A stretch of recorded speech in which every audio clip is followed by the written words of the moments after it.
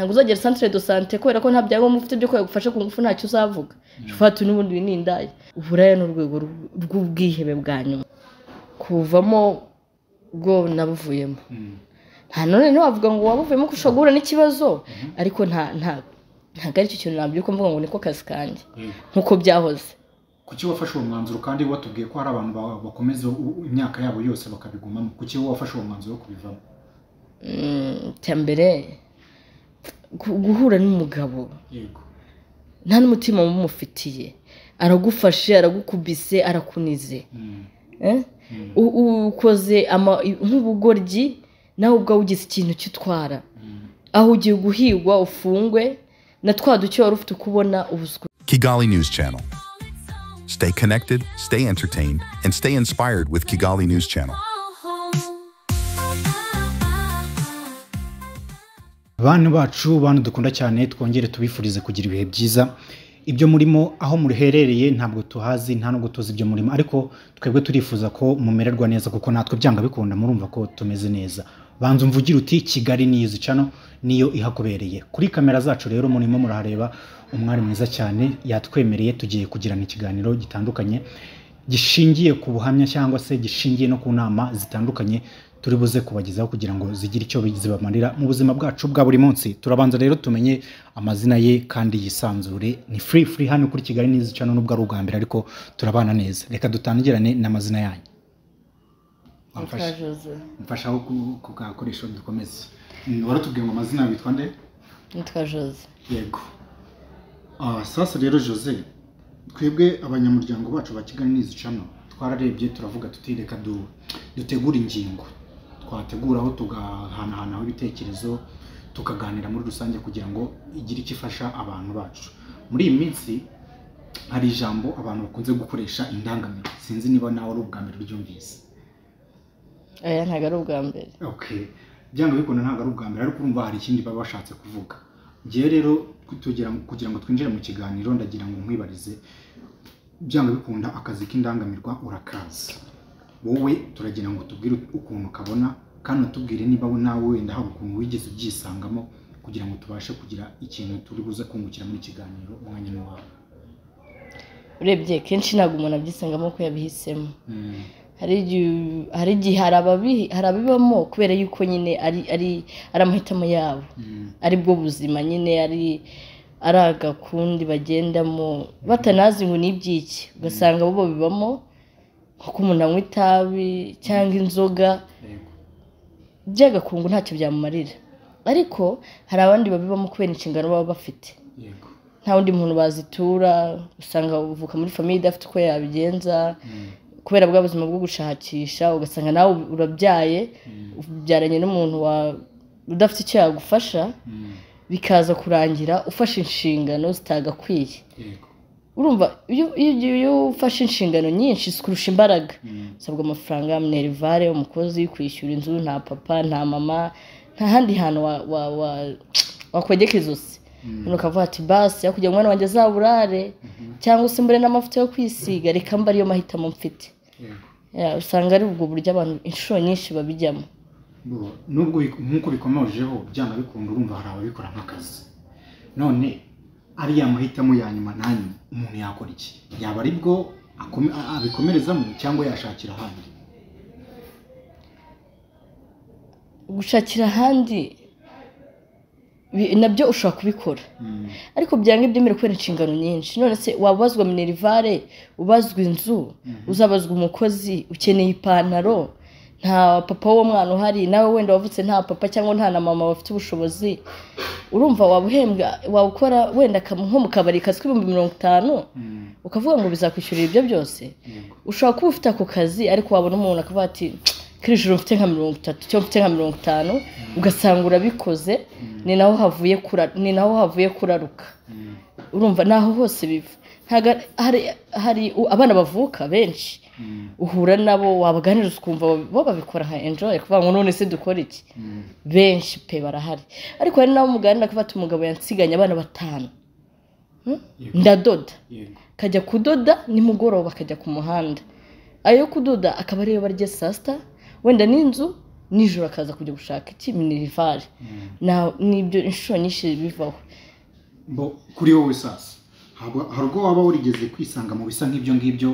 ariko wenda kuri ubu ngubu kuri iki gihe ukavuga uti byanga bikunda narebye nabi cyangwa se narayobye byaba byarigeze bikurwaho muri ubwo buryo yego byambayeho waturamburira muri make ukatubwira icyabiteye ukatubwira impamvu yatumye wenda ubyisangamo niba wenda utaranabigizemo uruhare nta ruhare nabigizemo byagenze bite ubundi muri make navukiye muri famiye idafite ikintu kinini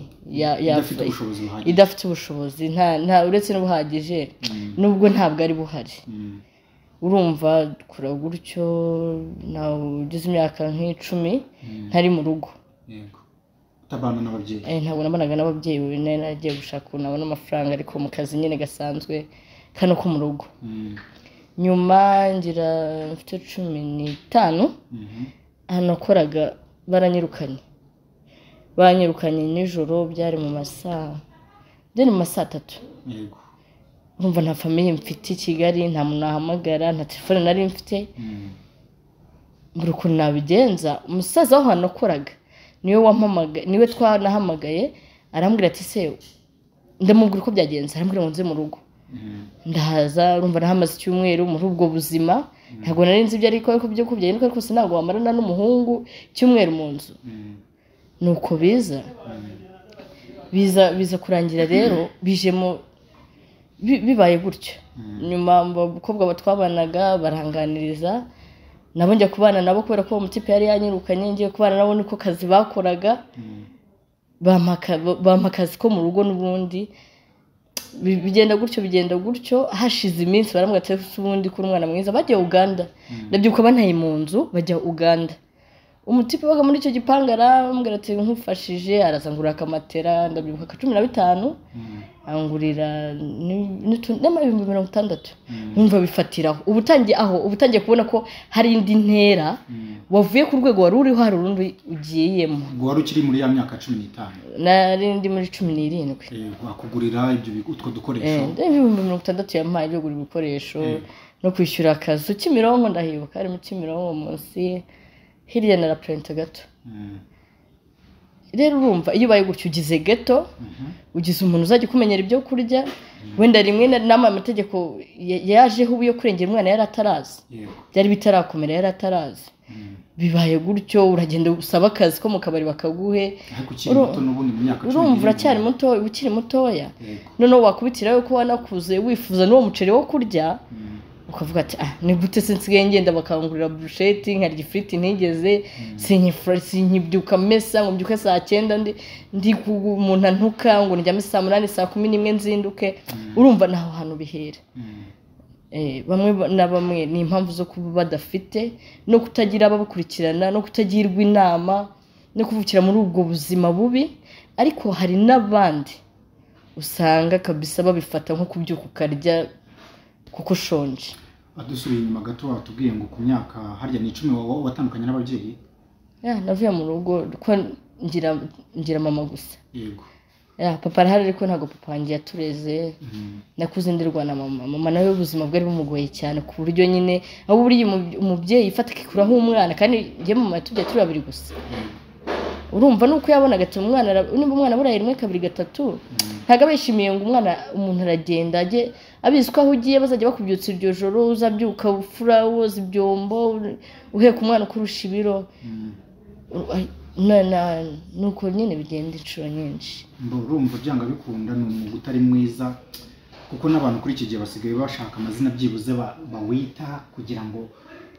use nk'ugaragara neza ariko byanga bikunda ni uburaya muri make ariko turagira ngo neza dusobanukirwe wabamazemo igihe kingana iki kuvuga ngo urahiga bisanzwe ujye ubyuka wumva ariko kazi ntabwo ndabikora numva ariko kazi ariko biranakorwa ntabwo wabyuka mu gitondo ngo umuntu akubwire ngo uko mfite izi 30 umuntu urangiza uvuga ngo ntabwo ujyayo ariko ntabwo ndabikoraho nk'akazi ariko buri kose biravuna biragoye cyane kubyuka ukajya ku muhanda cyangwa ukajya mu kabari ugasanga umuntu utazi wanasinze cyangwa wanyweye n'ibyo binini kugira ngo tujye ahangaha ukagenda urumva ni uburibwe. Reka rero turashaka ubundi kugira inama abantu bakiburimo byanga bikunda bari muri izo ngeso cyangwa se muri ako kazi kagayitse, turagira ngo tubagire inama tuze no gufata umwanzuro tumenye niba se bawugumamo cyangwa se niba bahindura. Kuri wowe ubundi ubona uyu mwuga abantu bawurimo bashobora kuwurambiramo kwa kuntu umuntu avuga ati akazi nshobora kukamaramo nk'imyaka 30? Uyu mwuga bashiki bacu bakora cyangwa se n'abasaza bacu ubona umuntu yawumaramo igihe kinini akawurambamo? Bitewe n'inshingano yanawurambamo, kubera yuko ashobora kuza plan akavuga ati uyu munsi ngiye gushaka 100 nzarangura utwo twenda, sibyo? Wibuke ko afite inshingano z'aba bana rero badafite papa wabo, kuko none hanga ntago wajya kurega umugabo ngo ntanya abana ngo nta kintu bikorwaho. Kandi bitewe n'uburyo abantu babyara tubabara, none urareba ko ufata umwana wanjye ndamujugunya, biragoye ko bavuga ngo umuntu ashobora kubivamo, biragoye pe. Ingaruka ko abantu batazirebaho kandi hashobora kuba harimo ingaruka zishobora kwangiza ubuzima bw'umuntu. Niyo mpamvu nyine rimwe na rimwe usanga umuntu yarabaye ikihebe, ukaba yaza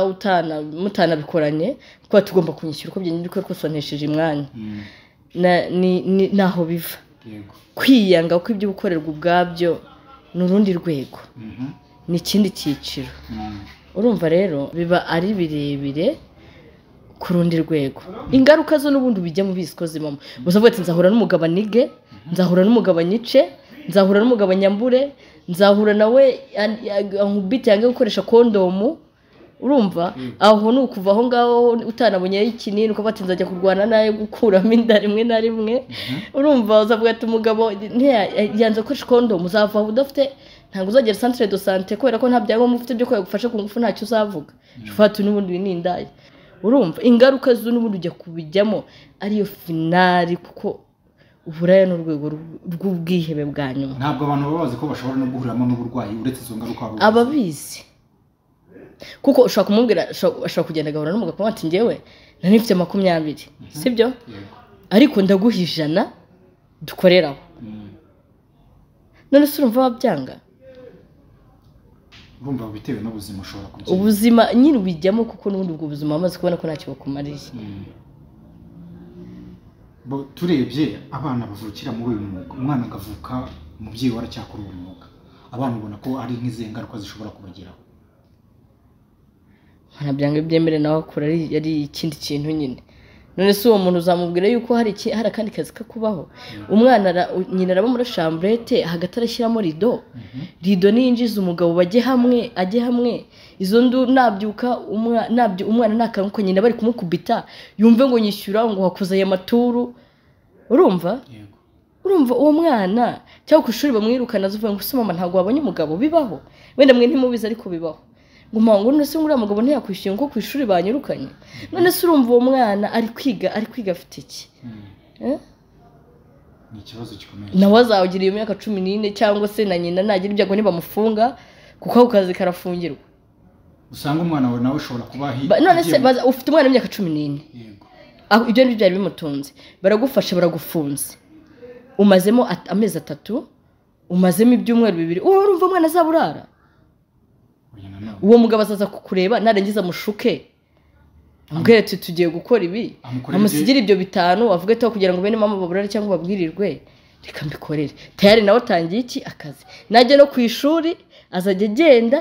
ari ibyo ngibyo. Tayari ahise atwara wa mwuga wa nyina, ariko bitari ubushake, kuko wamugaburiraga ntawe uhari, nta se yavutse asanga. Kereka wenda hari ubundi butabazi bubonetse bagafasha abantu babubamo, wenda babafashe bagasanga nta mpamvu uwo bakamufunga, ariko bashatse uwo basanze afite inshingano bakamufasha, ibyo bintu byakura. Cyangwa se uwo bafashe akanga kubivamo bikaba bibi, uwo muntu nyine bakamenya ati uyu muntu ari kuri uru rwego, ko ntago bavuga ngo uzabica. Bitunze abantu benshi, sinzi nimba ugenda mu tubari inshuro nyinshi. Tujyana rimwe na rimwe duhura nabo bakaduhamya akatubwira ko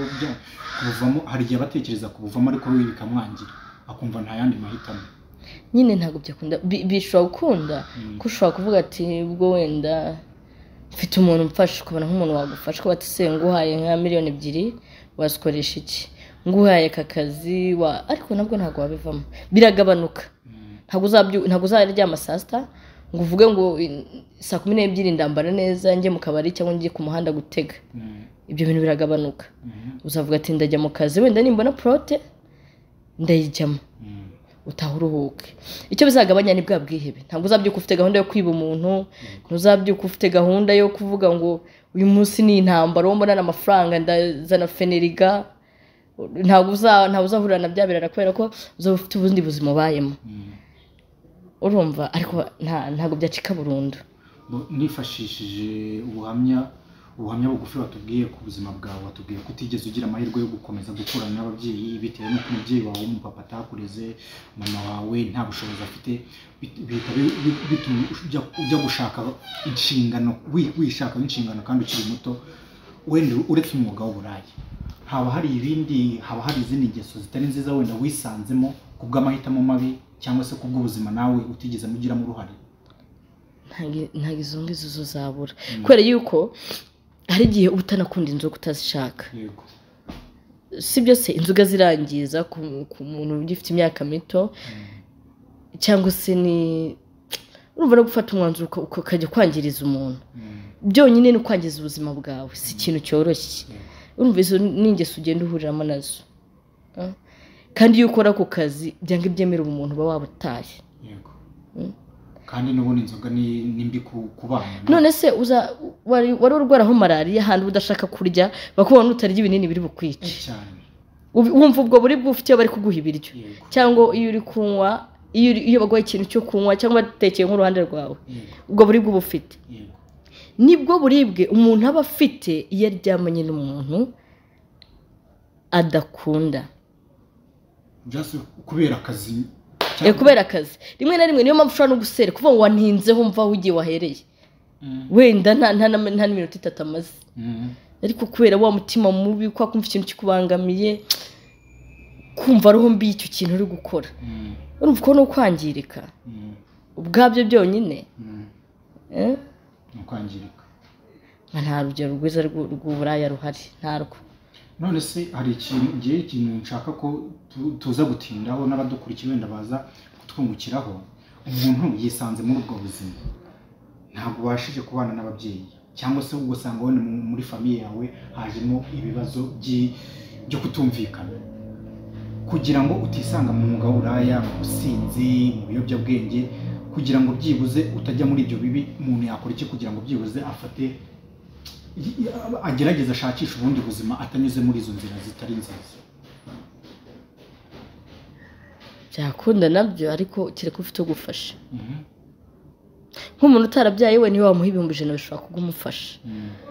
si byose yakuramo ayo mavuta iyo nzu biki wenda ashobora no kubona umuntu wamufasha akamufasha ariko umuntu wabyaye urumva wakora iki uzajya umwishyura minerivare umugurira inkweto urera umwana we biragoye cyane kereka wenda habayeho kuvuga ngo tugiye gushakisha abase baba bana bajye babarira nabo mufashe muri iyo minerivare mufashe muki ku muntu afite abana 4 afite 3 afite nta waba afite sibyo avuga ati nibura ejo Kigali ninanira nzajya iwacu wavukiye kwa nyogokuru wawe kwa mama wawe katubivuge gutyo inteme napfa bazakusohora nese ugenda ukaba iwabo wa nyoko nanone byagoranye hoye niho handi usanga imiryango itangiye guhiga naho ugasanga bari kuba ibibazo gasanga nyine none se umva azakora iki azajya he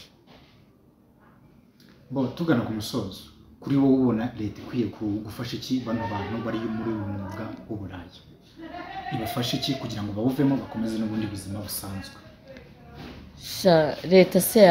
leta nibura ikintu yakora ni ukuri hari abantu babukora bw'agashongo ariko hari n'abandi babukora mbuze uko ngira yakubise yarikoze hepfo na haruguru kubona umuntu w'imyaka 38 40 cyo kubona umwana w'imyaka 15 ari mu burayi ni urundi rwego pe ni urundi rwego nanjye ntiretse cyangwa kubona umuntu none se umuntu avuga ko mfite isura mbi none se nuko nabura umugabo ariko kwa gufata inshingano ukiri muto nibyo nakubwiye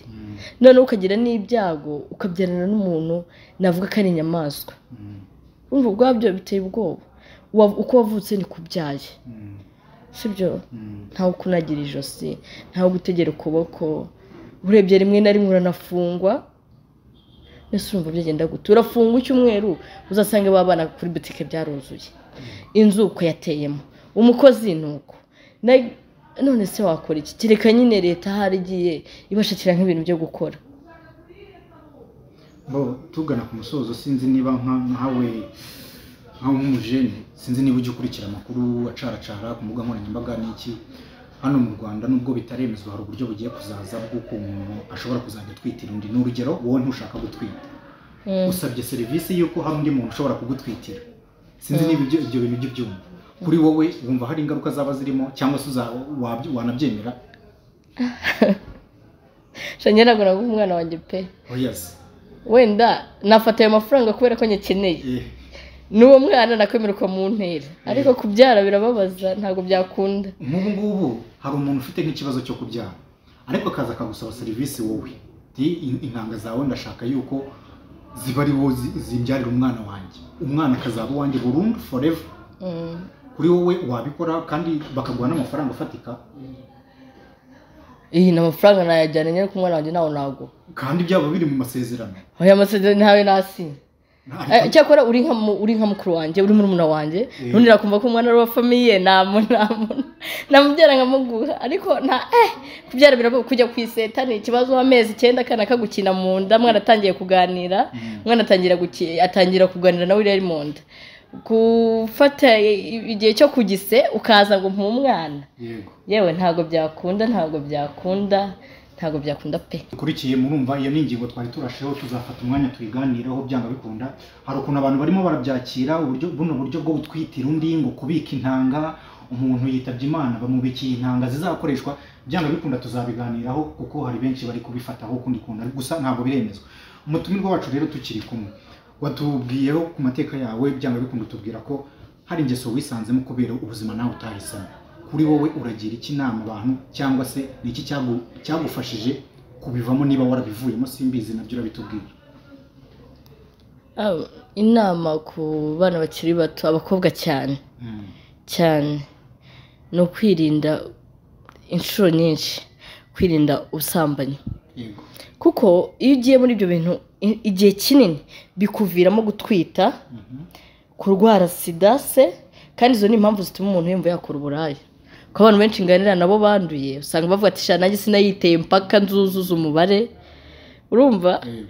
iyo utwite nabwo utuma ufata bijya mu bintu biguha inshingano nyinshi bivuze ngo bya bindi bituma n'akazi cyangwa n'uwagufasha ntacyo byagufasha ubwo bufasha nyine bukabura icyo ni ikintu cya mbere no kugerageza kumva yuko bikeya ufite byakunyura ugakoresha ubwenge aho kugira ngo ukoreshe ikintu nawe ubwawe kikwangiza ndumva ari nicyo kintu cyafasha umuntu gukoresha umubiri we ucuruza kugira ngo agire ibyo abona yakoresha ubwenge n'imbaraga kugira ngo agere kuri ibyo ashaka wowe ingeso wisanzemo kubera bwa buzima wakuriyemo butari bwiza twavuga ko aka kanya wabuvuyemo cyangwa se bimeze bite kuvamo bwo nabuvuyemo nta none wavuga ngo wabuvuyemo ko ushobora guhura n'ikibazo ariko ntabwo ari cyo kintu nabyo ko mvuga ngo niko kazi kanjye nkuko byahoze kuki wafashe uwo mwanzuro kandi watubwiye ko hari abantu bakomeza imyaka yabo yose bakabigumamo kuki wafashe uwo mwanzuro wo kubivamo cyambere guhura n'umugabo nta n'umutima mumufitiye aragufashe aragukubise arakunize ukoze nk'ubugoryi nawe ubwawe ugize ikintu cy'utwara aho ugiye guhigwa ufungwe na twa duke wari ufite ukubona ubukuntu utubona kandi wenda wafashe inshingano uri umubyeyi abo bana baza kurabangirika ibintu cyinshi cyamfashe cyambere no kuba umubyeyi no gutinya ubuzima uburyo buri kuryana gutinya ububabare buri muri ubwo buzima kuko biraryana birababaza cyane nturyama ntumwanya wo kwitaho kunywa inzoga za buri munsi ko ntiwajya kuryama n'umuntu utasinze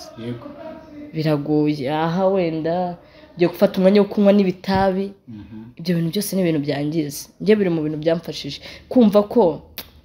basi uko navutse ntago ari byiza nuko nakuze ni byiza ariko aho ngereye aha ngomba kubaka izina ryanjye abana banjye bakaza kurumva ko bafite mama mwiza gutinya guhemuka no gukunda inshingano no kumva ko hari izindi nshingano kandi icyo ndicyo kitagomba guherana abana banjye kurwara sida ntabyara sida oya ntabwo nci intege abayifite ariko ni nko kwikurura urupfu vuga ngo sida nta gitwaye none se ejo ushobora kubyara umwana akagukiza ariko sida ntayimira kwica sibyo se wavuga ngo ufite igisebe ngo iki gisebe ngo ncitse akaboko ngo noneho ngo ndagumana akaboko ngo ubwo akaboko kamwe kavuyeho ngo ubwo ngubwo ngo kandi gasigaye kazakora urumva ubaye iki muri ufite akaboko kamwe kandi wari ufite abiri none se urumva bihuriye hehe kwara urusida oyati n'isi yose irayirwanya nubwo hibaza umuntu wumva ko nta kimutwaye umuntu ushobora kuba afite ubwonko budakora hari abantu bashobora kuvuga bati uwo muntu mwatuzaniye turagira ngo rwose atugire inama sinzi niba ku ruhare rwawe watanga wenda nimero za telefone niba ntacyo bitwaye wenda hari igihe abantu bashobora kugukenera bakaguhamagara mu buryo butandukanye bafashe izanyu hari ikibazo nta kibazo bafata izanyu kubera ko umuntu yabacaka batuye umuntu nshaka kuganira nawe wasuka mbona nk'uko wambonye reka tugushimire rero ku mwanya waduhaye yego namwe mwakoze abantu bacu rero ibihe byiza nawe utaha reka tuzakomeze n'izindi ngingo zitandukanye caca